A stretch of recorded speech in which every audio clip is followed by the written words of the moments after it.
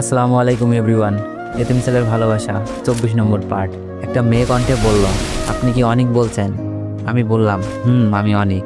অপরিচিত মেয়েটা বলল, আপনার সাথে একটু কথা বলতে পারি? আমি বললাম, আমি আপনাকে চিনি না, সো আপনার সাথে কথা বলার কোনো ইচ্ছেই নেই। মেয়েটা বলল, আরে এত রেগে যাচ্ছেন কেন?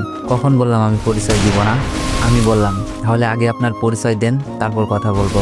মেয়েটা বলল, আজকে কথা বলেন, কাল পরিচয় দিব। আমি বললাম, তা হবে না, আজকে পরিচয় দেন, না হলে কল কেটে দিলাম। মেয়েটা কিছুক্ষণ চুপ করেই রইল, এরপর বলল, আমার পরিচয় দিলে তো আমার সাথে কথাই বলবেন না। আমি বললাম, আগে পরিচয় দিন, তারপর ভেবে দেখব। মেয়েটা বলল, প্রমিস করেন আমার পরিচয় পাওয়ার পর কথা বলবেন? কোনো কথা না শুনে প্রমিস করার ঠিক মনে করি না, এতে পরে বিপদ হবে। মেয়েটা বলল, তাহলে আমার পরিচয় দিলাম না। আমি বললাম, ওকে, তাহলে আমি কল রাখলাম। বলেই কল কেটে দিলাম। আখি এতক্ষণ আমার দিকে তাকিয়েছিল, আমি খেয়ালই করিনি। ওর চোখে মুখে রাগি ভাব, মনে হচ্ছে পারলে আমাকে ধরে মারবে। কিন্তু হঠাৎ করে এমন পরিবর্তন কেন বুঝলাম না। আখি বলল, ওই এতক্ষণ কার সাথে কথা বললি? আমি বললাম, চিনি না। আখি বলল, চিনিস না, তাহলে এতক্ষণ কথা বললি কেন? আমি বললাম, আমি তার সাথেই কথা বলি না কেন, তাতে আপনার সমস্যা কোথায়? আখি বলল, অনেক সমস্যা আছে। কি সমস্যা শুনি? বলা যাবে না। তাহলে আমিও কথা বলবই। বলেই পাশের রুমে চলে এলাম।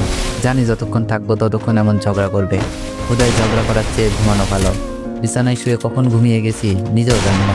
সকালের দরজা ধাক্কানোর শব্দে ঘুম ভেঙে গেল। বিছানা থেকে উঠে গিয়ে দেখি রিয়া দাঁড়িয়ে আছে। আমি বললাম, এত সকালে তুই কখন এলি? রিয়া বলল, ভাইয়া এখন 9:30 বাজে, আসছি 1 ঘন্টা আগে। আমি বললাম, রুমে আর কার কার শব্দে শোনা যায়? রিয়া ভয়ে ভয়ে বলল, আব্বু আম্মু আর সীমা এসেছে। রিয়ার কথা শুনে মাথায় রক্ত উঠে গেল। ইচ্ছে করছে ওরে একটা ঠাকিয়ে চড় মারি। আর আমি গোষ্ঠী শুদ্ধ ডেকে এনেছে, যাদেরকে আমি দু চোখে দেখতে পারি না। এখন তারা আমার সামনে এসে ঘুরছে। ভাবলাম দরজা বন্ধ করে আর বের হব না, কিন্তু আবার আখি ম্যাডাম ডেকে গেল। দূর, ভাল লাগে না। রুম থেকে বের হয়ে আসলাম। ম্যাডাম সোফায় বসে সবার সাথে গল্প করছে। আমাকে আসতে দেখে বলল, অনেক এখানে আসো। আমি ম্যাডামের পাশে গিয়ে দাঁড়ালাম। সোফার দিকে ইঙ্গিত করে বলল, দাঁড়িয়ে যান, বসো। আমি সোফায় বসলাম। ম্যাডাম আমার পাশে। আমার সামনে মামা মামি আর সীমা বসে আছে। মামি এসে আমার হাত চেপে ধরে বলল, বাবা, তোর সাথে আমি অনেক অন্যায় করেছি, প্লিজ আমাকে মাফ করে দে। আমি বললাম, এ কি করছেন, ছাড়ুন। আমার মতো একটা এতিমের কাছে আপনার মাফ চাইতে হবে না। আর আমি আসার সময় আপনাদের জন্য একটা চিঠি রেখে এসেছিলাম, সেটা তো বলাই আছে আপনাদের কারোর উপর আমার কোনো রাগ নেই। যা আমার কপালে ছিল তাই হয়েছে। মামা বলল, বাবা, তাহলে বাসায় ফিরে চল। আমি ওখান থেকে একবারে চলে এসেছি, আর কখনো বাসায় যাব না। রিয়া বলল, ভাইয়া প্লিজ চলো, তোমাকে ছাড়া বাড়ি ফাঁকা ফাঁকা লাগে। আমি বললাম, আমি সেই অতীত আর মনে করতে চাই না, আমাকে আমার মতো থাকতে দে। আমার কথা শুনে পুরো সবাই কষ্ট পেল, তাতে আমার কিছু যায় আসে না। একদিন এর চেয়ে কয়েক গুণ কষ্ট নিয়ে আমি বাড়ি ছেড়ে এসেছিলাম, সেটা আমি কখনো ভুলবো না। আমি ওখান থেকে উঠে চলে এলাম। যে অতীত শুধু কষ্ট দেয় সেটা ভেবে কোনো লাভ নেই। রুমে শুয়ে আসি। একটু পর কে যেন রুমে আসলো। তাকিয়ে দেখি সীমা দাঁড়িয়ে। আমি ওকে জিজ্ঞাসা করলাম, কিছু বলবেন? সীমা বলল, জানি আমি যে ভুল করেছি তার মাপ নেই, তবুও ক্ষমা চাচ্ছি, পারলে মাফ করে দিও। আমি বললাম, ছোট লোকের কাছে ক্ষমা চাইলে তো আপনার মান সম্মান শেষ হয়ে যাবে। আর আমি যতদূর জানি আপনি তো ছোট লোকদের সাথে কথাই বলেন না, তাহলে আমাকে কেন ক্ষমা চেয়ে নিজেকে ছোট করছেন? সীমা দৌড়ে এসে আমার পা জড়িয়ে ধরে বলল, আমাকে আর লজ্জা দিও না, আমি সত্যি অনুতপ্ত। আমি এক ঝাপটায় পা সরিয়ে নিয়ে বললাম, এখন আমাকে অপমান করে যে নতুন করে প্ল্যান করেন নাই, তার কি গ্যারান্টি আছে? হতে পারে এখন চিল্লানি দিয়ে বলবেন আমি তোমার ইজ্জত নষ্ট করার চেষ্টা করছি। সীমা কান্না ভেজা কণ্ঠে বলল, এমনটা বলতে পারলে? আমি বললাম, যে মেয়ে একটা ছেলেকে শুধু শুধু মার খাওয়ানোর জন্য নিজের কাপড় ছেড়ে নিরাপদ ছেলেকে দই দিতে পারে, তাকে কেউ বিশ্বাস করবে না। আমি সাপকে বিশ্বাস করব, তবুও তোমার কথা বিশ্বাস করব না, আর আমার কাছ থেকে কখনো মাপও পাবে না। সীমা আমার কথা শুনে কান্না করতে করতে চলে গেল। যত সব নাটক করতে এসেছে। একটু পর ম্যাডাম এসে বলল, ওই সীমাকে কি বলেছিস? আমি বললাম, কেন, আমার যা ইচ্ছা বলবো, তাতে আপনার সমস্যা কোথায়? ম্যাডাম বলল, কান্না করতে করতে বাসা থেকে বের হয়ে গেল। আমি বললাম, তাতে কি হয়েছে, ও তো আর মরে নাই। ম্যাডাম বলল, কেউ ভুল বুঝে মাফ চাইলে তাকে মাফ করে দিতে হয়, এতে নিজের সম্মান নষ্ট হয় না। তো এভরিওয়ান, এই যে এত কষ্ট করে ভয়েস দিয়ে ভিডিওগুলো বানাই, আর তোমরা কি করো, তোমাদের আইডিতে আমার ভয়েসগুলো কপি করে নিয়ে যেয়ে নিজের বলে চালাই দাও, আর কোনো মেনশনও দাও না। তো যারা ভিডিওগুলো দেখতেছো তোমাদেরকে বলতেছি, এই যে এমআর দীপ হোসেন, এটাই আমার রিয়াল আইডি। আর বাকি যে আইডিগুলোতে গল্পটি শুনতেছো সবগুলাই ফেক। তো এবার থেকে সেই আইডিগুলো পেলেই তোমরা সেখানে কমেন্ট করে দিবা যে রিয়াল আইডি কার।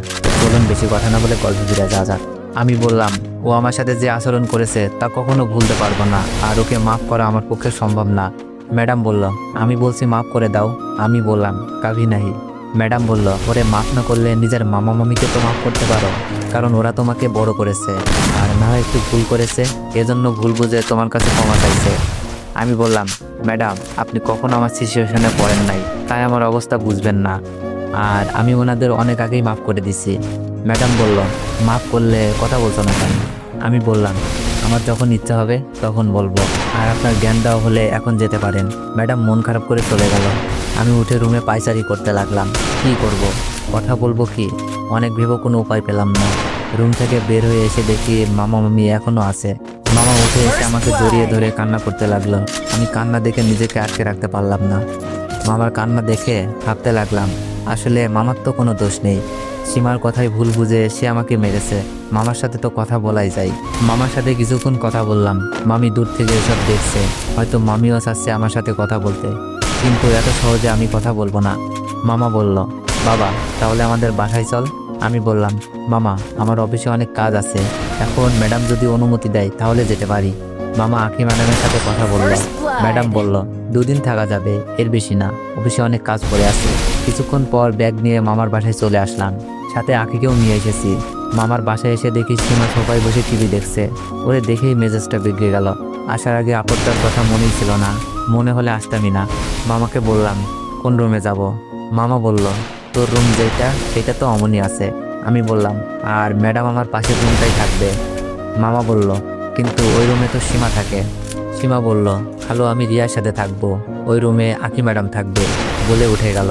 রুমে ঢুকতে যাব, তখন ম্যাডাম বলল, অনেক একটু আমার রুমে আসো। আমি বললাম, আমি ব্যাগগুলো রেখে আসছি।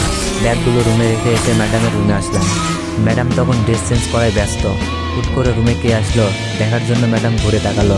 আমি এভাবে নক না দিয়ে ঢুকে পড়বো ভাবতেই পারিনি। নিজেকে ঢাকতে পাশে রাখা তোয়ালেটা শরীরে জড়িয়ে নিল। এরপর আমার সামনে দিয়ে হেঁটে গিয়ে দরজা আটকে দিল। আমি তখন ম্যাডামকে বললাম, ম্যাডাম দরজা আটকালেন কেন? তো এভরিওয়ান, আজকে যারা সুন্দর সুন্দর কমেন্ট করবে তাদের সবার কমেন্টেরই রিপ্লাই দেবো। তো যান যে একটু বেশি বেশি কমেন্ট করুন, আর একটু বেশি বেশি কপি লিঙ্ক করে দেন। ধন্যবাদ।